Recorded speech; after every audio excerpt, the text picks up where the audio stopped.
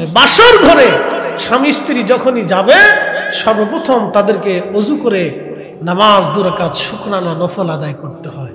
দুই স্বামী স্ত্রী একসাথে নামাজ পড়ে আল্লাহর দরবারে ওই দিন জাহাসাল ইয়া রাব্বি, আমরা আমাদের জীবনের প্রথম রাত শুরু হচ্ছে। আল্লাহ আমাদের এই বন্ধনটাকে তুমি আজীবন পর্যন্ত মজবুত রাখো এবং জান্নাত পর্যন্ত আমাদেরকে স্থায়ী করে দিও। এটা মনে রাখবেন। রাত্রিবেলা এইভাবে দোয়া করতে হয়, খালি কুকু কাকু মানে দেশটার পাগল মনে ফেলছে। একবার ডেক্সের দুটো বাজায় দেখলে কুকু কুকু কুকু কুকু কুকু কুকু, এর কুকু কুকু আওয়াজে সারা গ্রামের মানুষ ঘুমাইতে পারে না। কি কথা কর না, শয়তানের লারে কুকু কুকু কুকু কুকু কুকু কুকু কুকু কুকু, এই তো চলতেছে এই সারা শয়তানের লারে। আচ্ছা, আপনাদেরকে একটা কথা বলি, জবাব দিবেন তো। বিবাহ তো একটা পবিত্র বন্ধন। আমার মা বাবার বিবাহের মাধ্যমে কিন্তু আমার পরিচয় হয়েছে। আমি হালাল জাদা না হারাম জাদা, এটি কিন্তু আমার বাবা মার বিবাহিক মাধ্যমে আমার পরিচয় হয়েছে। কথা ঠিক কিনা? আমি মা পাইছি, বাবা পাইছি, ভাই পাইছি, বোন পাইছি, আমি ভাতিজা পাইছি, ভাগ্নে পাইছি, চাচা পাইছি, ফুফু পাইছি, খালা পাইছি। আমার জীবনে সব পাইছি আমার বাবা মারে দিয়ে। বিবাহটাকে আপনারা কোনো পুতুল খেলা মনে করবেন না। এটা একটা জীবনের পবিত্র বন্ধন, একজন মানুষের সারা জীবনের অনেক বড় পরিচয়। অতএব স্বামী স্ত্রীর এই বিবাহটাকে আপনারা ছোট করে দেখার কোনো সুযোগ নেই। এই স্বামী স্ত্রীর বন্ধনটাকে আপনাকে দেখতে হবে খুব মজবুত করে, এবং এটা শুরু করতে হবে একবারে পবিত্রতার মাধ্যম দিয়ে। এটা অপবিত্র দিয়ে যদি শুরু করেন তাহলে শেষ পর্যন্ত এই অপবিত্রতা থাকবে। এটা শুরুটা অপবিত্র দিয়ে করতে হবে। বলে কি দিয়ে? আল্লাহ রাসূলের সুন্নাহ, আল্লাহর নবীর নিয়মতান্ত্রিক পদ্ধতি দিয়ে। কি কথা কর না কেন? আমাদের দেশে সনাতন ধর্মে যারা বিশ্বাসী তারা কি গোমূত্র খাওয়ায় না, গরু গোবর টবর খাওয়ায়, মুত খাওয়ায়, আর কি কি আছে, তারা তাদের ধর্ম অনুযায়ী করে। তারা তাদের ধর্ম অনুযায়ী বিবাহিক করতেছে। মাঝে মাঝে দেখি পেশাবু খায়, আল্লাহ মাফ করে দিন, গরুর মুতও খায়। আচ্ছা বলুন তো, গরুর কি মুত খাওয়ার জিনিস? দুধ খালি খাইতে পারে, পেশাব কেন খাবে? এটা তো মানুষের একটা রুচিরও ব্যাপার স্যাপার আছে। কথার কোন ঠিক কিনা? আচ্ছা, আমাদের ধর্ম কি রুচি সম্মত না রুচিহীন? রুচি সম্মত। আমরা যেটা পরিশুদ্ধ আল্লাহ সেটা আমাদেরকে খাইতে কইছে। কথা কোন ঠিক কিনা? পরিশুদ্ধ যেটা আল্লাহ সেটা কি কইছে? আমাদেরকে খাইতে কইছে। অপরিশুদ্ধটা আল্লাহ আমাদেরকে খেতে বলে না, পরিশুদ্ধটাকে আল্লাহ খেতে বলছে। একসাথে বলবেন আল্লাহু আকবার। তো মনোযোগ দিয়ে, আমাদের দেশে বিবাহে অনেক কাজী বিয়ে পড়ায় কিন্তু মুইতেও পানি নেয় না। কি কথা কর না কেন? অনেক কাজী আছে পেশাব করে পানি নেয় না, এত ধৈর্যই না, আগে গোসল করাবেন। বাপ তুই আগে গোসল কর। কারণ এই পবিত্রতার বন্ধন কিন্তু 2-1 দিনের জন্য না। আমি আবার বলতেছি, আপনাদের সবার পরিচয় হয়েছে কিন্তু এই বন্ধনের জন্য। কি কথা কর না কেন? আপনার ওই সন্তানের পরিচয়টাও কিন্তু এই বন্ধনের জন্য হয়েছে। অতএব এটাকে আপনারা ছোট করে দেখার সুযোগ নাই। কি কুকু কুকু কুকু এইটা দিয়ে না, এইটা দিয়ে চালাবেন না। সর্বপ্রথম এটা পবিত্রতার মাধ্যমে রাসূল পাকের সুন্নাহ পদ্ধতি দিয়া, তারপরে দোয়া দুরূদ দিয়ে পবিত্রতার মাধ্যমে এটা শুরু করতে হয়। বাসর করে গেলেও শুকরানা 2 রাকাত নফল নামাজ পড়তে হয়। ও কুকু কাকু শুনবে না, নামাজই পড়বে। হ্যাঁ, ও কুকু কাকু চলতেছে, ওর ঘরের কোনায় কুকু কাকু চলতেছে, কুকু কাকু দেখবে না নামাজ পড়বে। বাসর ঘরে যেও স্বামী স্ত্রীকে শুকরানা 2 রাকাত নামাজ পড়ে আল্লাহর কাছে দোয়া করতে হয়। ওই রাতের দোয়াটা আল্লাহ কবুল করে। শিখিয়ে দিয়ে যায়। লজ্জা শরমের তো কিছু নাই। আমাদের ছেলে পেলেরা তো ওগুলো বুঝেই না, ও খালি কুকু কাকু বুঝে। আর খালি চিন্তা করে বউ নিয়ে হানিমুনে যাও, ঘুরতে যাওয়া, যাও ঘুরতে যাওয়ার সুবিধা নেই। তুমি ঘুরতে যাও, আসমানে যাও না, পাহাড়ে যাও না, জমিনে যাও না, সাগরের নিচে যাও, সমস্যা নেই। এই বছরে শুধু দেখলাম যে ইসকন আইসা হিন্দু মুসলমানের ভিতরে একটা তফাৎ দূরত্ব তৈরি করার চেষ্টা করতেছে। কথা কোন ঠিক কিনা? আমরা কিন্তু একসাথে ব্যবসা বাণিজ্য, রাজনীতি, মিলামেশা, চলাফেরা, উঠা বসা, সামাজিকতা সব একসাথে চলতেছে। তাদের দোকানে আমরা খাই, আমরা তাদের দোকানে খাই, খাইতেছি না ভাই? চলতেছে না?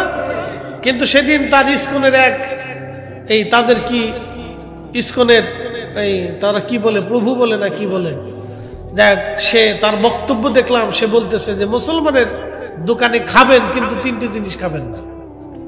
চিন্তা করেন তো, মুসলমানের দোকানে খাবেন 3টে জিনিস খাবেন না। কি খাবেন না? কেউ গরু গোশত খাবেন না, খাসির গোশত খাবেন না, মুরগির গোশত খাবেন না। তাহলে কি খাবেন? এইগুলি হলো উস্কানি বক্তব্য। আজও পর্যন্ত আমরা কি কোনোদিন কোনো ওয়াজে বলছি ভাই হিন্দুর দোকান থেকে আপনারা খায়েন না, হিন্দুর দোকান থেকে কিনেন না? আচ্ছা বলেন তো, মুসলমানরা যদি হিন্দুর দোকানে না কিনে তাহলে হিন্দুর দোকানে কিনবে কি? কি কথা বল না কেন? আমরা যদি তাদের সাথে ব্যবসা না করি তাহলে তারা কার সাথে ব্যবসা করবে? কি কথা বল না কেন? আমরা কিন্তু এগুলো বলি না। এগুলো উগ্রতার বিষ তারা ছড়াইতেছে, এটা আমরা হতে দিতে পারি না। এটা অসাম্প্রদায়িক আমরা বাংলাদেশ। কথা কোন ঠিক কিনা? এগুলো সাম্প্রদায়িকতা আমরা কখনো মেনে নিতে পারি না, এটা হতে পারে না। তো যাই হোক, মনোযোগ দিয়ে, এই যে পবিত্র কোরআনুল কারীম আল্লাহ নাজিল করছেন, এই পবিত্র কালামে সাহাবায়ে কেরাম সম্পর্কে আল্লাহ একটা শব্দ উচ্চারণ করেছেন, রাদিয়াল্লাহু আনহুম ওয়া রাদু আন। আমি আল্লাহ তাদের উপরে রাজি, সন্তুষ্ট, তারাও আমি আল্লাহর উপরে সন্তুষ্ট। একসাথে বলবেন আল্লাহু আকবার। সাহাবীদের উপরে আল্লাহ সন্তুষ্ট। সাহাবীদের উপরে কে সন্তুষ্ট? আল্লাহ সন্তুষ্ট। কেন? এরপর আল্লাহ বলতেছেন, যালিকা লিমান খাশিয়া রাব্বাহ, যালিকা লিমান খাশিয়া রাব্বাহ। আমি আল্লাহ তাদের উপর এই জন্যই সন্তুষ্ট যে তারা আমি আল্লাহকে ভয় করে। আচ্ছা, সাহাবীরা যেইভাবে আল্লাহকে ভয় করত, এইভাবে কি আমরা আল্লাহকে ভয় করতে পারবো? পারছি? পারি নাই, আমরা পারি নাই। প্রিয় মৌলভীবাজারবাসী খুব মনোযোগ দিবেন। সাহাবী সম্পর্কে আল্লাহ কোরআন শরীফে আরো বলে দিলেন, আমিনু কামা আমানান নাস।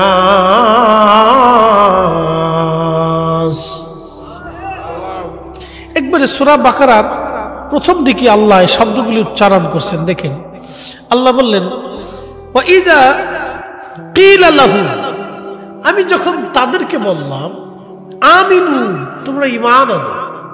কিভাবে? কামা আমানান নাস, এই নাস দিয়ে সাহাবায়ে কেরাম বুঝিয়েছেন যে আমার রাসূলের সাহাবীরা যেইভাবে ঈমান আনছে তোমরা সেইভাবে ঈমান আনো। একসাথে বলবেন আল্লাহু আকবার। আমাদের দেশে একদল আছেন, তারা বলেন আমরা সাহাবীদেরকে সত্যের মাপকাঠি মানি না। আমাদের দেশে আছে, তারা ধর্মভিত্তিক রাজনীতি করে থাকেন, সেটা তাদের বিষয়। কিন্তু দেখেন কত বড় ভুল সিদ্ধান্ত। তারা বলতেছেন যে আমরা সাহাবায়ে কেরামকে সত্যের মাপকাঠি মানি না।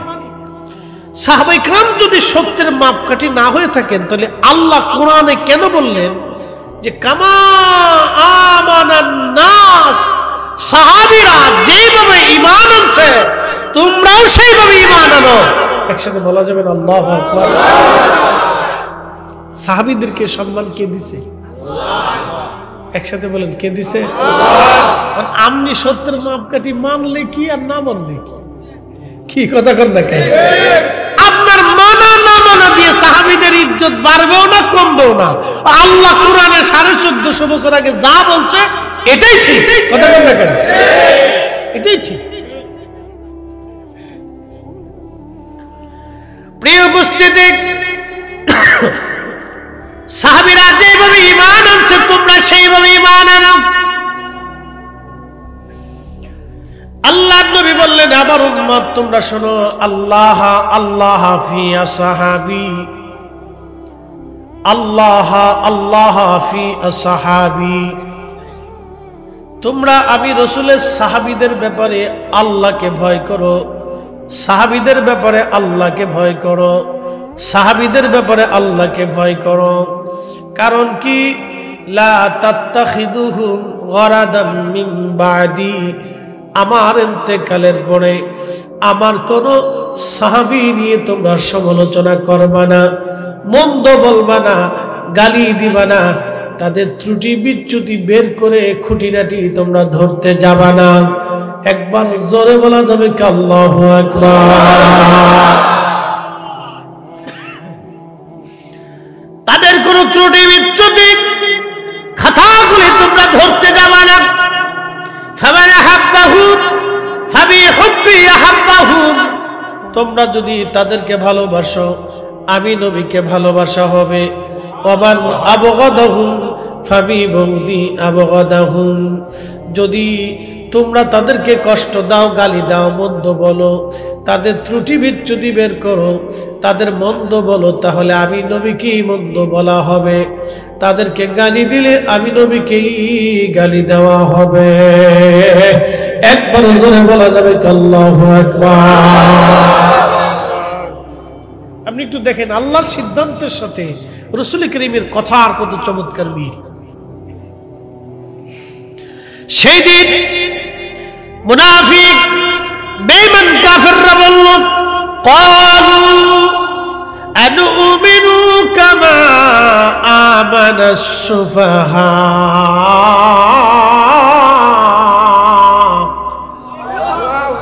আমরা কি নির্বোধ বোকাদের মতো ঈমান আনবো? সাহাবীদেরকে কি বলছে? নির্বোধ, বোকা। আমার দিকে অ্যাটেনশন, বিষয়টা অত্যন্ত ইম্পর্টেন্ট, গুরুত্বপূর্ণ, আমাদের ঈমানের জন্য অত্যন্ত দামি সাবজেক্ট আজকের বিষয়টা। সাহাবীদেরকে নির্বোধ বলল কারা? মুনাফিকরা, কাফেররা। তারা বলতেছে আনুমিনু, আমরা কি ঈমান আনবো, বিশ্বাস স্থাপন করব, কামা আমানাস সুফাহা, নির্বোধরা যেইভাবে ঈমান আনছে, বুকারা যেইভাবে ঈমান আনছে, আমরা কি সেইভাবে ঈমান আনবো? নির্বোধ বলতে তারা কাদেরকে বুঝিয়েছে জানেন? সাহাবীদেরকে। সাহাবীদের মধ্যে কারা ছিল? হযরতে বেলাল, তিনি কৃতদাস। হযরত সুমাইয়া, তিনি কৃতদাস। হযরত ইয়াসার, দরিদ্র। হযরত জুলাইবিব, একবারে বেঠে নিঃস্ব দরিদ্র।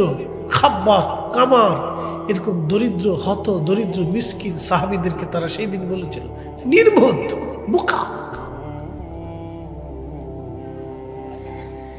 সুমাইয়া রাদিয়াল্লাহু আনহা যখন তিনি বিশ্বাস স্থাপন করলেন লা ইলাহা ইল্লাল্লাহ, আল্লাহ ছাড়া কোনো ইলাহা নাই, আল্লাহ ছাড়া কোনো মাবুদ নাই, মুহাম্মাদুর রাসূলুল্লাহ, মুহাম্মদ সাল্লাল্লাহু আলাইহি সাল্লাম আল্লাহর রাসূল, আল্লাহর হাবিব, এই কথা বলে যখন বিশ্বাস গ্রহণ করলেন, তখন আবু জেহেলের লোকেরা তাকে ধরে নিয়ে গেল। দেখেন সাহাবীদের ঈমান আপনি বুঝেন। আবু জেহেল তাকে ধরে নিয়ে গেল, হাত পা গুলি বেঁধে ফেলল। আবু জেহেল বলতেছে, সুমাইয়া তুই কি কালেমা ছাড়বি বেটা? এ সুমাইয়া, এ দাসী, তুই কি কালেমা ছাড়বি? হযরত সুমাইয়া তখন কি তো দাসী ছিলেন, সমাজের দাসীদের কোনো মূল্য ছিল না। এরে সুমাইয়া, কালেমা ছাড়বি না জীবন দিবি? হযরত সুমাইয়া বললেন, আবু জেহেল, জীবনের সব দিয়ে দিতে পারি, ঈমান দেব না, ঈমান দেব না। একবার জোরে বলা যাবে আল্লাহু আকবার। সাহাবীদের ঈমান কত দৃঢ় ছিল, পাহাড়ের মতো মজবুত। তখনও শরীয়ত আসে নাই, নামাজ আসে নাই, রোজা আসে নাই, হজ আসে নাই, যাকাত আসে নাই, সাদকা আসে নাই, বিধান আসে নাই, হালাল হারাম অতটা তেমন ভাবে আসে নাই। কেবল সুমাইয়া কালেমা পড়ছে, তখন ঠিক রাসূল দেখে তাদের ঈমান এত দৃঢ় হয়েছিল, মজবুত হয়েছিল, আবু জাহেল বলতেছে জীবন দিবি না ঈমান দিবি? সুমাইয়া রাদিয়াল্লাহু আনহা বলেন, আবু জাহেল আমার জীবন চলে যেতে পারে, কিন্তু যেই ঈমান গ্রহণ করেছি, যেই বিশ্বাস স্থাপন করেছি, সেটা কখনো ছেড়ে দেবার মতো না। আহা, সেই দিন সুমাইয়া রাদিয়াল্লাহু আনহার গুপ্তাঙ্গে আবু জাহেল বর্ষা দিয়ে খুঁচিয়ে খুঁচিয়ে খুঁচিয়ে খুঁচিয়ে নির্মমভাবে তাকে হত্যা করা হয়েছিল, শহীদ করা হয়েছিল। তিলে তিলে খুঁচিয়ে খুঁচিয়ে একজন নারীকে নির্মমভাবে পৈশাচিকভাবে তার গুপ্তাঙ্গে খুঁচিয়ে খুঁচিয়ে তাকে হত্যা করা হয়েছিল। জানেন কত নির্দয়, কত নিকৃষ্টভাবে তাকে কষ্ট দেওয়া হয়েছিল। তারপরেও সুমাইয়া শুধু ডেকে ডেকে বলতেছিল, ইয়া রাব্বি, যে সত্য আমি আমার কলবে ধারণ করেছি, আল্লাহ আমাকে সত্যের উপরে প্রতিষ্ঠিত থেকে আমার মৌত দিয়ে দেন আল্লাহ। ওরা আমাকে হত্যা করতেছে, কঠিন কষ্ট দিচ্ছে আল্লাহ, আমাকে আমার কাল থেকে ঈমানকে উঠিয়ে নিয়েন না আল্লাহ। এই ঈমানের উপরে, বিশ্বাসের উপর আমাকে যাওয়ার তৌফিক দেন। এই জন্যই আল্লাহ তাদেরকে ভালোবেসে বললেন, এ মুসলমানরা, তোমরা সেইভাবে ঈমান আনো যেইভাবে আমার সাহাবীরা ঈমান আনছে। একসাথে বলা যাবে না আল্লাহু আকবার। আপনি সাহাবীদের ছোট্ট ভুল দেখেন, ছোট্ট ত্রুটি দেখে বিরাট বুজুর্গ সেজে গেছেন। সাহাবীরা একটা মুহূর্তের জন্য রাসূলের দর্শে যত সময় দিয়েছে, আপনার আমার সারা জীবনের ইবাদত সমান হবে না। কথা কোন ঠিক না বেঠিক?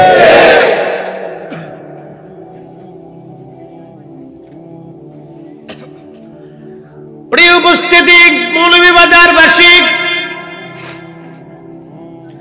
হযরত সুমাইয়া জীবন দিয়ে দিলেন, শহীদ হয়ে গেলেন সুমাইয়া, কিন্তু কালেমা দেন নাই, ঈমান ছাড়েন নাই। সুমাইয়ার স্বামী হযরত ইয়াসারকে ধরে আনা হলো। হযরত ইয়াসারকে ধরে এনে তার পা বাঁধা হলো, হাত বাঁধা হলো, দুই পায়ের মধ্যে রশি বেঁধে হযরত ইয়াসারকে দুই উটের গলার মধ্যে বেঁধে দিয়ে উট দুইটা দুই দিকে ছেড়ে দেয়া হলো। আবু জাহেল বলল, ইয়াসার, তোমার স্ত্রী সুমাইয়াকে শহীদ করে দিয়েছি, তুই যদি বাঁচতে চাস তো কালেমা ছেড়ে দে। হযরত ইয়াসার ডাক দিয়ে বলল, আবু জাহেল, জীবনের সব দিয়ে দিতে পারি, কিন্তু ঈমান দেব না। তখনও দেখেন নামাজ, রোজা, জিকির ফিকির কিছুই নাজিল হয় নাই। ইসলামের প্রথম সময় কত দৃঢ় ঈমান, কত কঠিন ঈমান, উহুদ পাহাড়ের মতো শক্ত ঈমানের অধিকারী হযরত সুমাইয়া রাদিয়াল্লাহু আনহার স্বামী হযরত ইয়াসার রাদিয়াল্লাহু আনহু, তিনার দুই উট দুই দিকে ছেড়ে দেওয়া হলো, উট দৌড়াইতে লাগলো। হযরত ইয়াসারের মাঝখান থেকে ছিঁড়ে ছিঁড়ে ফেরে ফেরে একজন মানুষ দুইটা খণ্ডে বিভক্ত হয়ে গেল। ঈমান দিল না, জীবন দিয়ে শহীদ হয়ে আসার প্রমাণ করে গেল, ইয়া রাসূলুল্লাহ, ইয়া রাসূলুল্লাহ, ভালোবাসি। তিনার স্ত্রী চোখের সামনে শহীদ হলো, তার একটা সন্তান আব্দুল্লাহকেও হত্যা করা হলো। পরিবারে শুধু হযরত আম্মার রাদিয়াল্লাহু আনহু ব্যতীত সবাইকে তারা সেদিন হত্যা করে ফেললো। তারা কাউকে বাঁচতে দেয় নাই, সেদিন জীবন দিয়ে দিল হযরত ইয়াসার। জীবন দিয়ে প্রমাণ করে গেল, ইয়া রাসূলুল্লাহ, ভালোবাসি।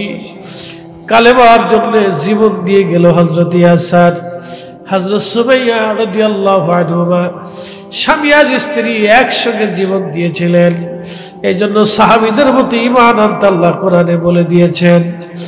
আল্লাহ নবী বললেন, লা তাত্তাখিযুহুম গরাদাম মিন বাদি, আমার ইন্তেকালের পরে আমার কোন সাহাবীর সমালোচনা তোমরা করবে না, কোন সাহাবীর ত্রুটি ধরবে না, বিচ্যুতি ধরবে না, খাতা ধরবে না, ভুল ধরবে না, তাদের ত্রুটি বিচ্যুতি বের করবে না। একবার জোরে বলা যাবে আল্লাহু আকবার। রাসূলের আরেকজন ছোট্ট সাহাবীর জীবনী আপনাদেরকে শোনাই। এইভাবে কত সাহাবী নিজের জীবন দিয়ে দিলেন, সন্তান দিয়ে দিলেন। একটু চিন্তা করেন, বদরের প্রান্তরে সাহাবীরা জীবন দিয়ে দিলেন, উহুদে সাহাবীরা জীবন দিয়ে দিলেন, খন্দকে সাহাবীরা জীবন দিলেন, খাইবারে সাহাবীরা জীবন দিলেন, হুনাইনে সাহাবীরা জীবন দিলেন, মুতান প্রান্তরে সাহাবীরা জীবন দিলেন, মক্কা বিজয়ে সাহাবীরা জীবন দিলেন, বহু যুদ্ধে সাহাবীদের জীবন চলে গেল, তারপরও সাহাবীরা ঈমান ত্যাগ করেন নাই, রাসূল ছেড়ে দেন নাই, নবীর দরজা ছেড়ে দেন নাই। এই জন্য সাহাবীদের কোনো ভুল ত্রুটি ধরা যাবে না, তাদের ভুল ত্রুটি বের করা যাবে না। তারা আমাদের আদর্শ, তারা আমাদের অনুসরণীয়, অনুকরণীয়। কথা বলেন ঠিক কিনা?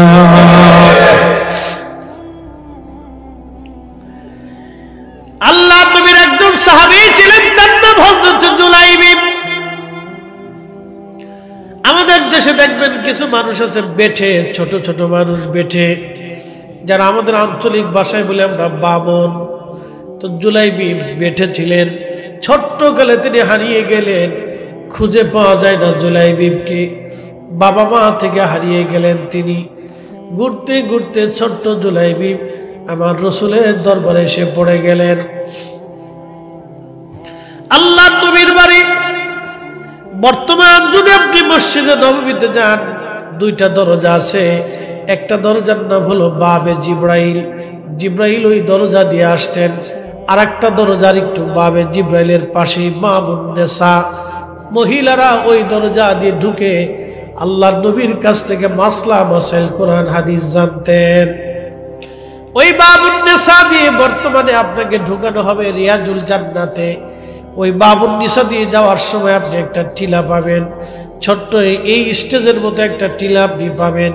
এইখানে আল্লাহ রসুলের, আল্লাহর হাবিবের, আল্লাহর নবীর সাহাবীরা এখানে থাকতেন, ঘুমাইতেন, খাইতেন। এইখানে তৎকালীন সময় একটা গাছ ছিল, এই গাছের নিচে তারা বিশ্রাম করতেন, এই গাছের নিচে তারা ঘুমাইতেন, এই গাছের নিচেই তারা থাকতেন। এই জায়গাটাকে বলা হতো আহলে সুফফাদের জায়গা। যাদের বাড়ি ছিল না, ঘর ছিল না, স্ত্রী ছিল না, সন্তান ছিল না, বাবা মা ছিল না, জমি জমা ছিল না, দেশ ছিল না, তারা একবারে নিঃসম্বল হয়ে, দুনিয়া বিরাগী হয়ে আল্লাহ নবীর বাড়িতেই তারা থাকতেন। পাইলে খাইতেন, না পাইলে না খেয়ে থাকতেন। একসাথে বলবেন আল্লাহু আকবার। এই জন্য আল্লাহ রাসূল বলেন, ফামান হাব্বাহুম ফাবি হুব্বি হাব্বাহুম, তাদেরকে ভালোবাসা মানে আমাকে ভালোবাসা। বুঝতে পারছেন? এমনিতে বলেন নাই তো, আপনাকে বুঝতে হবে তাদেরকে ভালোবাসা, রাসূলকে ভালোবাসা। আসলে খাইতো, না আসলে না খাইতো। তার ভিতরে একজন সাহাবী ছিলেন হযরতে আবু হুরায়রা। তিনি বলতেন, ক্ষুধার যন্ত্রণায় কাতর হয়ে পেটের মধ্যে পাথর চেপে আমি কাপড় দিয়ে পেঁচিয়ে বেঁধে মসজিদে নববীতে উপর হয়ে চাপ দিয়ে পড়ে বসে থাকতাম, যাতে ক্ষুধার যন্ত্রণা নিবারণ হয়। আপনি বুঝেন তো? এই জন্য আল্লাহ কোরআনে বলছেন, তাদের মতো ঈমান আনো। আপনি সমালোচনা করতে পারেন না, ত্রুটি না, বিন্দু মাত্র না, অসম্ভব, কোন মতেই না। আল্লাহ তার রাসূল এই অধিকার আমাদেরকে দেয় না। এই উম্মতের কোন আলেম এটা সাহসী করে নাই, কোন আলেম এটা সাহস করে নাই, কোন ওলিও সাহস করে নাই। না খাজা বাবা আজমিরি, না মুজাদ্দিদ আল ফিসানি সিরহিন্দি, না বাহাউদ্দিন নকশবন্দ বুখারী, না হযরতে হুজুর গাউসে পাক মুহিউদ্দিন আব্দুল কাদের জিলানী, না ইমামুল আজম, না ইমাম শাফিঈ, না হাম্বলি, না মালিকি। পৃথিবীর লক্ষ লক্ষ আলেম উলামা, শাইখুল হাদিস, মুহাদ্দিস, বড় বড় আলেম উলামা, লক্ষ লক্ষ হাদিসের হাফেজরা সমালোচনা করতে সাহস করেন নাই, সাহসই আনেন নাই যে কি করে তাদের ভুল ধরব। অথচ তারা ক্ষুধার যন্ত্রণা অভাব বরণ করে রাসূল করিমের সামনে বসে থাকতেন, জিহাদে অংশগ্রহণ করতেন। কি খাবে না খাবে সেই চিন্তা না, যুদ্ধের ময়দানে দীর্ঘদিন খেয়ে না খেয়ে তারা আল্লাহ রাসূলের ডানে বামে থেকে জিহাদের ময়দানে যুদ্ধ করে শহীদ হয়েছে। এই সমস্ত সাহাবে কেরামের সমালোচনা করা মানে আল্লাহর জাহান্নামকে কিনে নেওয়া। কথা বলেন ঠিক না নাকি? সাহস কি করে হয়?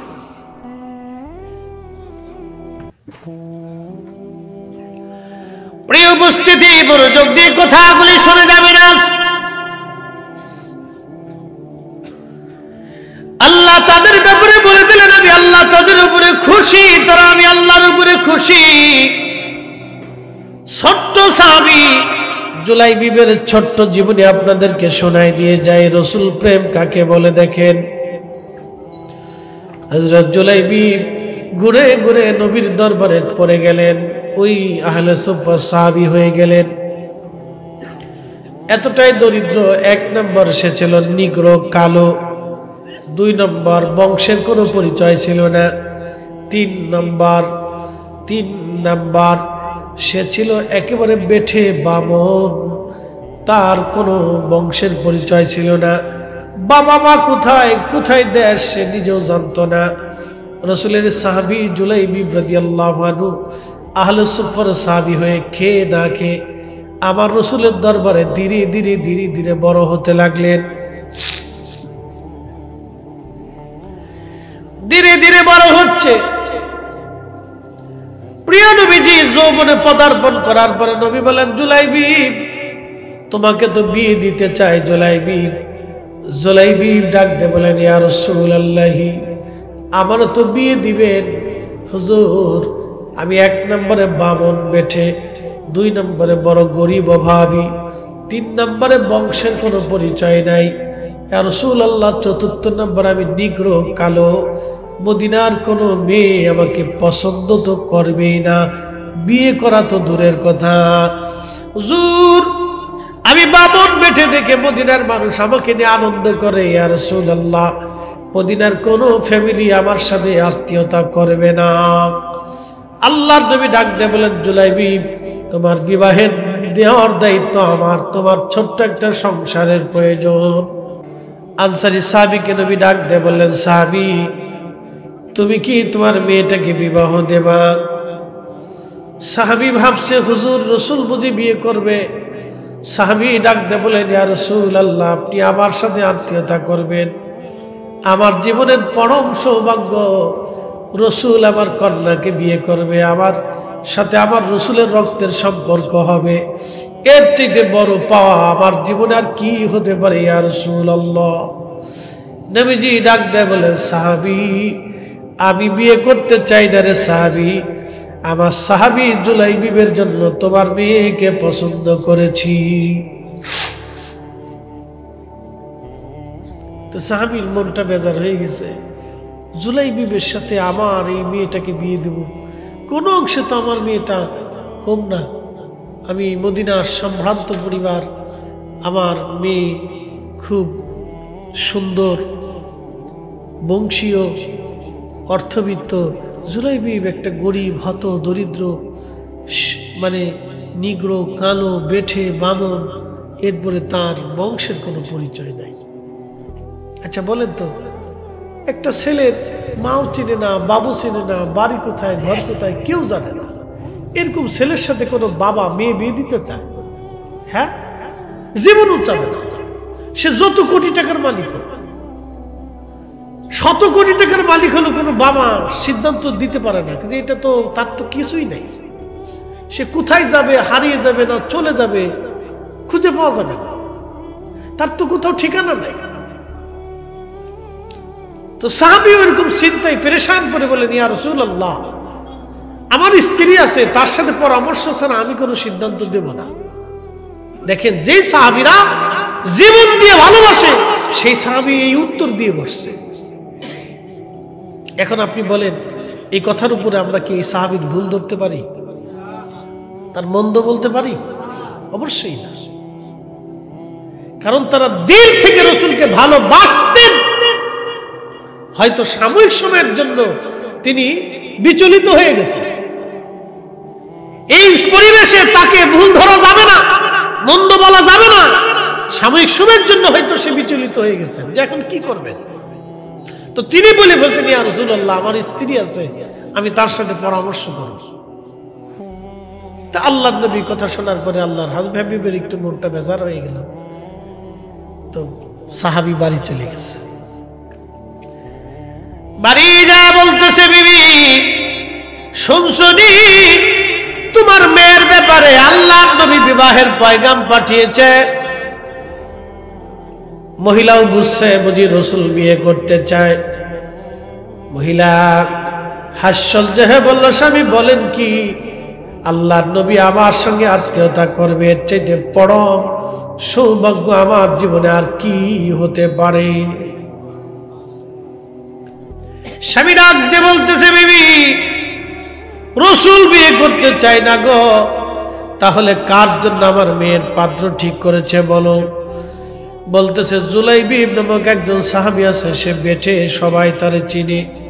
তুমি তো জানো বামন, গরিব দরিদ্র, বংশের কোনো পরিচয় নাই, ঠিকানাও কোথাও নাই। ঠিক তখনই মহিলা ডাক দেয়, বলতেছে, স্বামী রে, আল্লাহর কসম করে বলি, এই পুরুষের সঙ্গে আমি আমার মেয়ের বিবাহ দিতে পারবো না, এটা সম্ভব না। এই ছেলের সাথে রাসূল বলল আমি বিয়ে দেব না।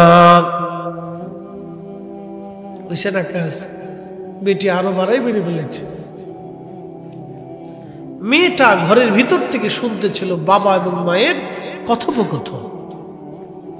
মেয়েটা তার রুম থেকে বাবা মা রুমে আসছে, এসে বলতেছে, মা এবং বাবা বলেন কি হয়েছে, কি নিয়ে কল্প করতেছেন? বলতেছে, বেটি রে, রাসূল তোমার বিবাহের পয়গাম পাঠিয়েছে। জুলাইবিব নামক একজন বেঠে বামন সাহাবী, তুমি তো তাকে চিনোই, নাম শুনেছ, হত দরিদ্র, বংশের কোনো পরিচয় নাই, বড় অভাবী, তার সাথে তোমার বিবাহ হতেই পারে না। মেয়েটা ধমক দিয়ে বলতেছে, বাবা মা, কলিজার মধ্যে আপনাদের সাহস কি করে হয়? রাসূল আমার স্বামী পছন্দ করেছে, রাসূল পছন্দ করেছে, আর আপনি নিষেধ করতেছেন। যা আপনারা পছন্দ না করলেও আমার জীবনের পরম সৌভাগ্য যে আমার রাসূল আমার জন্য স্বামী পছন্দ করছে। আর জোরে জোরে জোরে জোরে, সাহাবী রাসূল, এরা মদিনার মানুষ, এরা মদিনার মানুষ, এইভাবে রাসূলকে ভালোবাসত।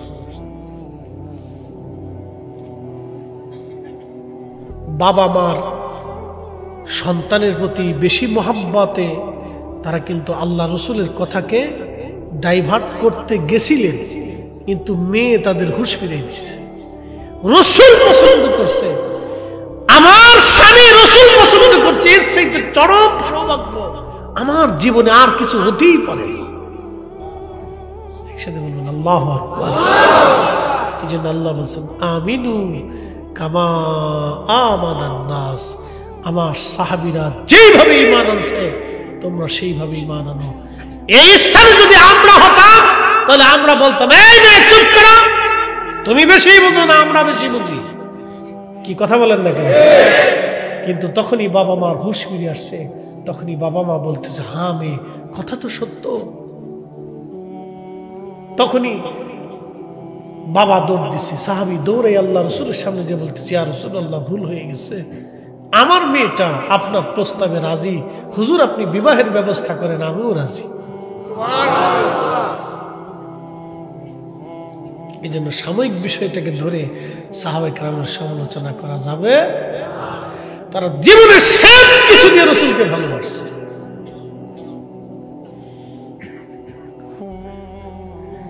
ঠিক তখনই আল্লাহর নবী ডাক দিয়েছে, জুলাইবিব, তোমার বিবাহের সামানা জোগাড় করো। এখনকার দিনের মতো এত বিরাট আয়োজনে বিবাহের ব্যবস্থা ছিল না। আল্লাহর নবী, আল্লাহর হাবিব সাহাবীকে ডাক দেয়, বলেন, জুলাইবিব, তুমি বিবাহের সামানা জোগাড় করো। সাহাবী গরিব মানুষ ছিলেন, হত দরিদ্র, অনেক কষ্ট করে তিনি বিবাহের সামানা জোগাড় করলেন। ধনী ধনী সাহাবীরা কিছু কিছু দিয়ে দিয়ে দিয়ে দিয়ে তার বিবাহের ব্যবস্থা হয়ে গেল।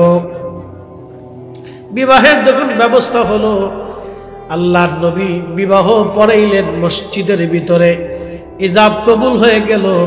নবীজি খেজুর ছিটে সবাইকে খাওয়াইলেন, সবাইকে খেজুর খাওয়াইলেন, অর্থাৎ আল্লাহর নবী সবাইকে খেজুর দিলেন, মিষ্টান্ন হিসেবে খেজুর আল্লাহর নবী খাওয়াইলেন। আল্লাহর হাবিব খেজুর খাওয়ানোর পরে নবীজি ডাক দিয়ে বলতেছে, সাহাবীরা, জিহাদের দামামা বেজে গেছে, যুদ্ধের দামামা বেজে গেছে, তোমরা আমার সাথে কারা কারা যুদ্ধে যাবা চলে আসো। দেখেন জুলাইবিবের কেবল বিয়ে হলো, হযরত জুলাইবিব রাদিয়াল্লাহু আনহু যখনই শুনতে পারলেন আল্লাহর নবী নিজে জিহাদের ময়দানে চলে যাবে, জুলাইবিব চিন্তা করলেন না যে নবীর জন্য জীবন পাইলাম, সংসার পাইলাম, স্ত্রী পাইলাম, শ্বশুর বাড়ি পাইলাম, আত্মীয়তার বন্ধন পাইলাম, ওই নবী জিহাদের ময়দানে চলে যাবে আর আমি শ্বশুর বাড়ি ঘুরে বেড়াবো, ভালো মন্দ খেয়ে বেড়াবো, তা হবে না, তা হবে না। আমি রাসূলের সঙ্গে জিহাদের ময়দানে চলে যাব। হযরত জুলাইবিব বউ রেখে দিয়ে জিহাদের ময়দানে আমার রাসূলের সঙ্গে চলে গেল। একবার জোরে বলা যাবে কি আল্লাহু আকবার।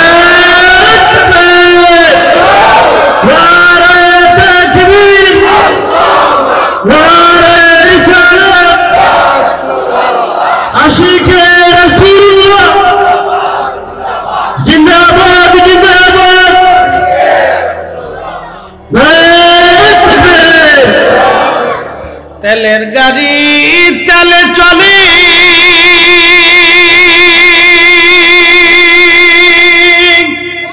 হাওয়ার গাড়ি হাওয়ায় উড়ে, বিনা তেলে চালাই গাড়ি নবী সুলাইমান। আমরা সেই মুসলমান, আমরা সেই মুসলমান। আল্লাহুম্মা সাল্লি আলা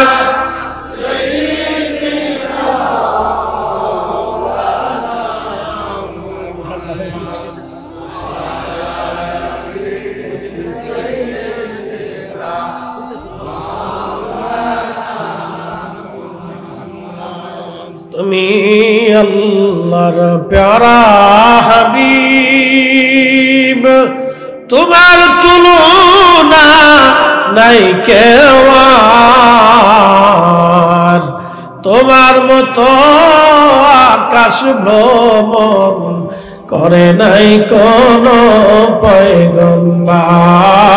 আল্লাহুম্মা সাল্লি আহা মাশাআল্লাহ।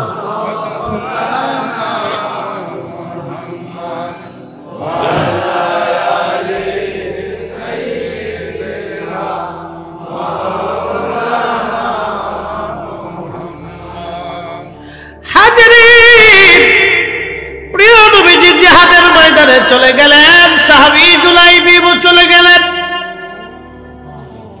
শুনে যাবেন আজ দেহ থাকলে ইমানদার হওয়া যায় না, অনেক বড় শক্তির অধিকারী হইলে মুজাহিদ হওয়া যায় না।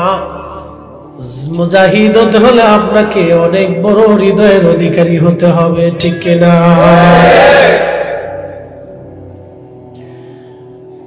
জুলাইবিব কোন লেখাপড়া নাই, ছোট্ট বামুন মেঠে নিগ্র কালা, কিছুই তার নাই। ইশকে রাসূলের তাড়না, ইশকে রাসূল এতই গভীর ছিল, মদিনার পরমা সুন্দরী স্ত্রীর দিকেও একটা নজর তিনি তাকান নাই। একটাই বক্তব্য, রাসূল জিহাদের ময়দানে চলে যাবে আর আমি জুলাইবিব শ্বশুর বাড়ি কাটাবো, তাহা হয় না। আমি রাসূলের সঙ্গে জিহাদের ময়দানে চললাম। চলে গেলেন জুলাইবিব জিহাদের ময়দানে, যুদ্ধের ময়দানে চলে গেলেন। ইমাম ইবনে কাসির তাফসীর ইবনে কাসিরের মধ্যে এসেছে প্রচন্ড যুদ্ধ হলো, প্রচন্ড জিহাদে বহু সাহাবী শহীদ হয়ে গেলে। আহা, বহু সাহাবী শহীদ হয়ে গেলেন প্রচন্ড জিহাদে, বহু সাহাবী শহীদ হয়ে গেলেন। বহু সাহাবী শহীদ হয়ে যাওয়ার পরে, নবীজি যুদ্ধের ময়দান শেষ হয়ে যাওয়ার পরে আল্লাহর হাবিব সাহাবীদেরকে ডাক দিয়ে বলেন, সাহাবীরা রে, তোমরা সমস্ত লাশগুলি, সমস্ত জেসেমগুলি নিয়ে আসো, কবর খনন করো। আমি আজকে সবাইকে দাফন কাফন করে আমরা মদিনার দিকে রওনা হয়ে যাব। সমস্ত শহীদ সাহাবীদের লাশগুলি উঠিয়ে উঠিয়ে সাহাবীরা কাতার করে রাখলেন। আল্লাহর নবী চেহারার উপর থেকে সবার মুখ খুলে খুলে দেখতে লাগলেন। সবার নজর একটা বার করে দেখে দেখে নবীজি বিদায় জানাইতে লাগলেন। কবর খনন করা হচ্ছে। সবার লাশ দেখার পরে নবীজি বললেন, সাহাবীরা রে, সবার লাশ কি তোমরা আনছো? সাহাবীরা বলেন, হ্যাঁ ইয়া রাসূলুল্লাহ, সবার লাশ আমরা নিয়ে আসছি। নবীজি ডেকে বলে, সাহাবীরা রে, সবার লাশ তো আনছো, কিন্তু আমার জুলাইবিব রে দেখা যায় না কেন? আমার জুলাইবিব কোথায় আছে বলো?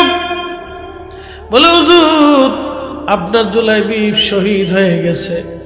নবীজি ডাক দিয়ে বলে, সাহাবীরা রে, সারা ময়দান তন্ন তন্ন করে খুঁজো, আমার জুলাইবিবের লাশ নিয়ে আসো। কোথায় দেখো আমার জুলাইবিব শহীদ হয়ে পড়ে আছে, দেখো। সারা ময়দান তন্ন তন্ন করে খুঁজতে খুঁজতে সাহাবীরা দেখলেন 7টা কাফেরের লাশ পড়ে আছে।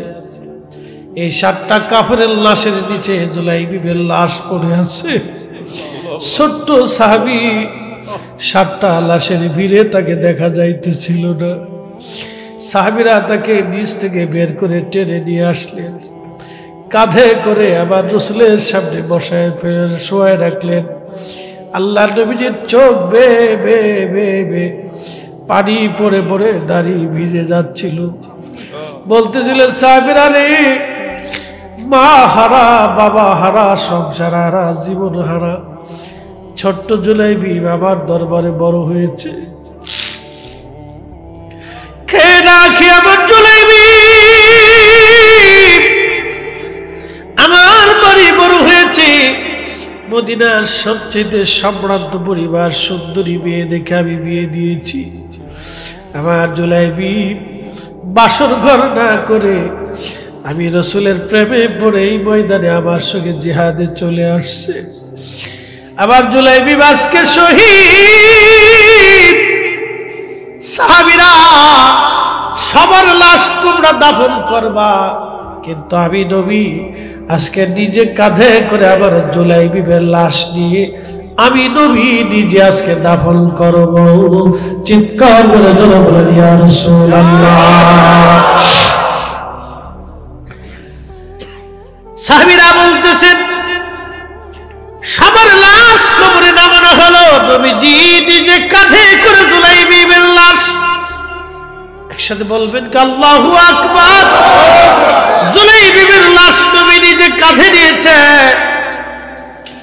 উম্মতের লাশ নবীর কাঁধে, রাসূল নিজে কাঁধে করে জুলাইবিবকে নিয়ে হেঁটে হেঁটে কবরের দিকে যাইতেছিলেন। চোখের পানি বেয়ে বেয়ে পড়তে লাগতেছে। সাহাবীরা রে, আমার জুলাইবিবকে মদিনার সুন্দরী মেয়ে দেখে বিবাহ দিয়েছি। সাহাবীরা, আমার জুলাইবিব সব ফলায় বৈদের এসে শহীদ হয়ে গেছে। হে রাসূল, তোমায় ভালোবাসি, অন্তরে শুধু মুখে নয়, জান্নাতের আশায় নয় হে রাসূল, জাহান্নামকেও ডরি না।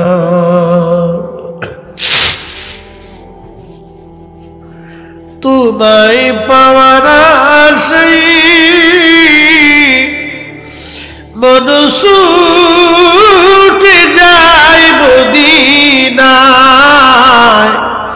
তোমায় পাওয়ার আশায় মন ছুটে যায় মদিনায়। এ আশিক দিদার দাও না,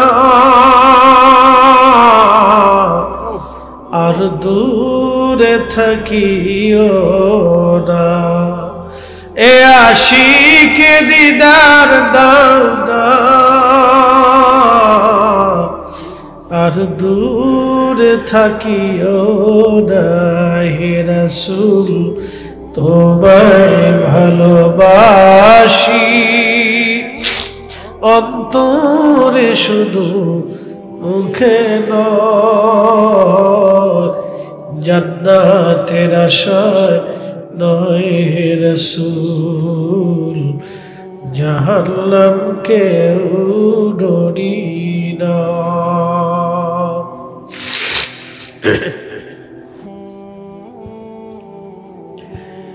জুলাইবিবকে দাফন করে নবী চলে আসছে। যেই মেয়েটা রাসূলের কথায় জুলাইবিবের মতো একজন বামন বেঠে মানুষকে বিয়ে করলো, আল্লাহর নবী মসজিদে নববীর মধ্যে বসে বসে কাঁদতেছিলেন, হাত বাড়িয়ে দোয়া করতেছিলেন, ইয়া রাব্বি, আমার কথায় একটা মেয়ে জুলাইবিবকে বিয়ে করলো, ইয়া আল্লাহ, আমার জুলাইবিব জিহাদের ময়দানে শহীদ হয়ে ঘুমিয়ে গেল। আল্লাহ, আমি রাসূল তোমার কাছে দোয়া করতেছি, ওই মেয়েটার জীবনকে বরকতময় করে দাও। আল্লাহ, তার জিন্দেগিকে তুমি বরকতময় করে দাও। আল্লাহ, তাকে সম্মানিত বানিয়ে দাও। এইভাবে নবী দোয়া করলেন। সারা মদিনায় এই দোয়ার খবর ছড়াইয়া গেল। মদিনার শত শত ধনী পরিবার থেকে ওই মেয়ের বিবাহের পয়গাম আসতে লাগলো। ইয়া রাসূলুল্লাহ, আপনি যদি বলেন যে মেয়ের বরকতের জন্য রাসূল দোয়া করে দেয়, ওই মেয়েটাকে আমাদের পুত্রবধূ হিসেবে সংসারে দরকার, শত শত বিবাহের পয়গাম আসলো। একসাথে বলা যাবে আল্লাহু আকবার। মদিনার ভিতরে নারী সবচেয়ে মর্যাদাবান হয়ে গেলেন, সম্মানিত হয়ে গেলেন। মদিনার ভিতরে এই মেয়ের মতো সম্মানিত মেয়ে আর কেউ ছিল না। আল্লাহ রাসূলের মহব্বতে কেউ যদি তার জীবনকে ব্যয় করে দেয়, দুনিয়াতে সম্মান বেড়ে যায়, আখিরাতে তার সম্মান বেড়ে যায়। এই জন্য রাসূলের কারণে সাহাবীদের মর্যাদা বেড়ে গেছে। অতএব সাহাবীদেরকে কষ্ট দেওয়া মানে নবীকে কষ্ট দেওয়া, সাহাবীদেরকে ভালোবাসা মানে রাসূলকে ভালোবাসা। কথা বলেন ঠিক কিনা? অতএব সাহাবীরা আল্লাহ রাসূলের দরবারে খুব মর্যাদাবান, এই উম্মতের সর্বশ্রেষ্ঠ ব্যক্তি। আমি বুঝতেই পারতেছেন, একজন সাহাবীর জীবনী শোনাইলাম। দেখেন, কোনো লেখাপড়া নাই, একটা বামন বেঠে কোথায় হারিয়ে আসছে, তার বংশ পর্যাদা কেউ খুঁজে পায় নাই, আর সেও কোনোদিন তার বাবা মাকেও কোনোদিন খুঁজে পায় নাই, আর বাবা মাও তাকেও কোনোদিন খুঁজতে আসে নাই। যে একটা বামন বেঠে ছেলে হারিয়ে গেছে, ওর আর খোঁজ নেই।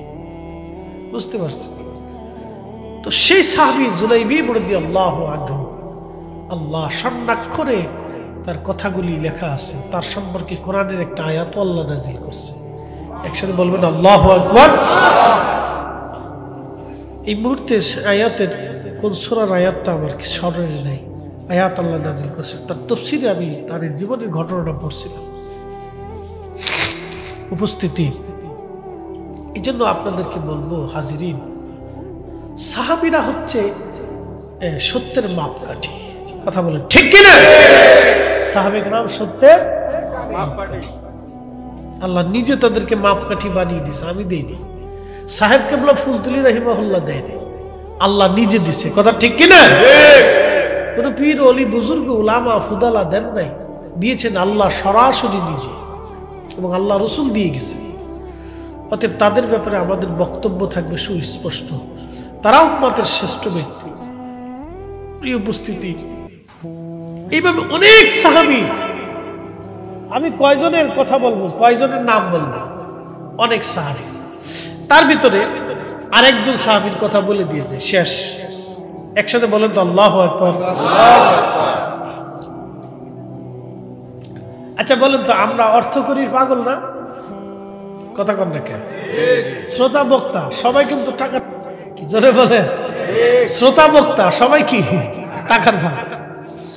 আমার বাদ দিইনি, কিন্তু আমি বড় ভাগ। শ্রোতা বক্তা সবাই টাকার ভাগ। কেউ বউয়ের পাগল, কেউ বাচ্চার পাগল, কেউ জমির পাগল, এক একজনে এক এক নেশা। কেউ টাকা হইলে জমি রাখে, কেউ টাকা হইলে বাড়ি করে, কেউ টাকা হইলে গাড়ি কিনে। আবার আমরা যারা ইয়াং জেনারেশন ছোট পোলাপান আছে এরা সব মোটরসাইকেলের পাগল, ভালো একটা মোবাইলের পাগল। কি কথা কন না কেন? পুরুষরা হলো মোটরসাইকেলের পাগল আর মেয়েরা হলো ভালো একটা মোবাইল ফেলে পাগল, কেমনে টিকটক বানাইবো হেতার পাগল। ওরে বাপরে বাপ, সর্বনাশ! কি পরিমাণে যে বেহাপনা এটা বুঝা যায়। কি কথা কন না কেন? এটা চলতেছে আজকে। তো মনোযোগ দিয়ে, তো রসুলের একজন সাহাবী ছিলেন, তার নাম সালমান ফার্সি। 250 বছর জীবনে হায়াত পেয়েছে। না বাড়ি যে এখন গেছে মনে হলো, এখানে বলার দরকার নেই। কত বছর ভাই? 250। আমরা বাসন কত বছর? এখানে 100 বছর কেউ আছে ভাই? 100 বছরে কেউ আসেনি? নাই। অর্থাৎ কাছাকাছি 80, 90, 95 এরকম, কিন্তু 100 বছর নাই। থাকলেও বুঝার কায়দা নেই। ধরেন 100 বছর নাই, তো 100 বছর আগে যারা দুনিয়াতে ছিল তারা সব কবরে চলে গেছে। আগামী 100 বছর পরে আমরাও কবরে চলে যাব। তো এই সাহাবীর হায়াত হলো 250 বছর। আল্লাহু আকবার। তো 250 বছর জীবন যখন শেষ, তখন তিনি ইরাকের গভর্নর ছিলেন। প্রত্যেক মাসে 6000 দিরহাম বেতন পাইতেন। গভর্নরি ভাতা 6000 দিরহাম বেতন পাইতেন। তো যেই দিন বেতন পাইতেন তারপরের দিন সকালবেলা ফজরের নামাজ পড়ে ইরাকের যত গরিব মানুষ আছে সবাইকে ডাইকে নিয়ে সব গরিব মানুষের মধ্যে টাকাগুলি বন্টন করে দিতেন। আর আমাদের নেতারা খালি সুইস ব্যাংকে টাকা পাঠাবে আর বেগম পাড়া বাড়ি বানাবে। এই জন্য আমাদের কপালের কোনো পরিবর্তন হয় না। কথা কথা ঠিক কিনা? কোনো পরিবর্তন নেই। ওর সাথে ইউরোপ, আমেরিকা, লন্ডন, ব্রিটেন যায় দেখেন, ওদের নেতারা 1 টাকাও চুরি করে না, অথচ খ্রিস্টান। আর আমার নেতারা মুসলমান, চুরি করতে করতে জান শেষ, টাকার জান শেষ করে ফেলেছে।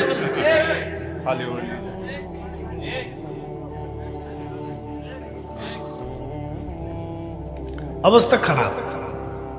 শোনেন, এই কোনটা ভালো আমি নিজেও জানি না। স্বাধীনতার পর থেকে এই পর্যন্ত ভালো পাইলাম না, মানে আগামীতে কপালে আমাদের কি আছে তাও জানি না, কইতে পারতেছি না কোনটা ভালো কোনটা মন্দ। 5 বছর পরেই বোঝা যাবে।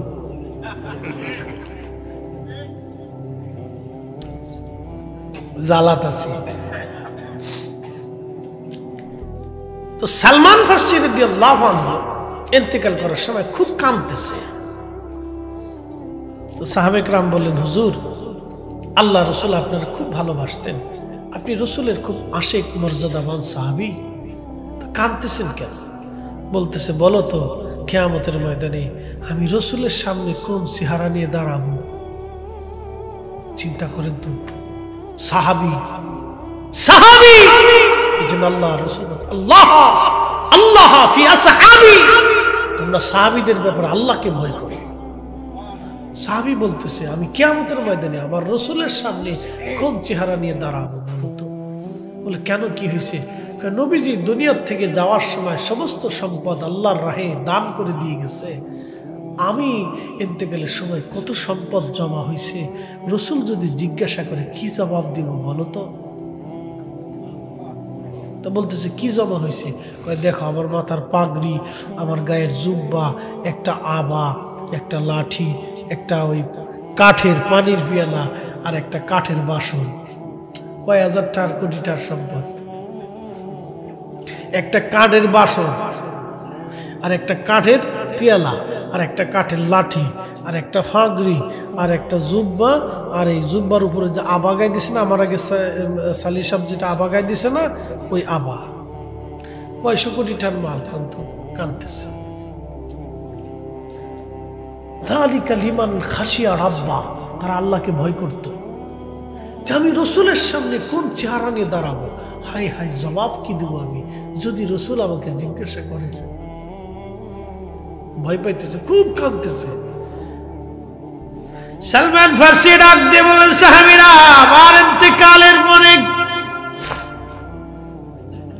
আমার জুব্বা দিয়ে, আমার আবার কাপড় দিয়ে তোমরা আমার কাফন দাফন করবা, কাফন বানাবা।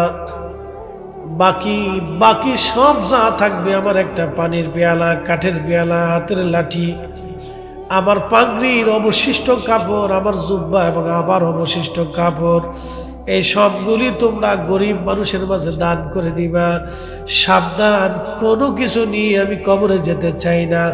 আমার রসুল সব কিছু আল্লাহর রাস্তায় দান করে দিয়ে কবরে চলে গেল, আমিও আল্লাহর রাস্তায় দান করে দিয়ে কবরে চলে যাব। আমি কিছুই নিয়ে কবরে যাব না। একবার জোরে বলা যাবে কি ইয়া রাসূলুল্লাহ? একবার জোরে বলেন আল্লাহু আকবার। তেলের গাড়ি তেলে চলি, হাওয়ার গাড়ি হাওয়ায় উড়ে, বিনা তেলে চালায় গাড়ি নবী সুলাইমান। আমরা সেই মুসলমান, আমরা সেই মুসলমান। আল্লাহুম্মা সাল্লি আলা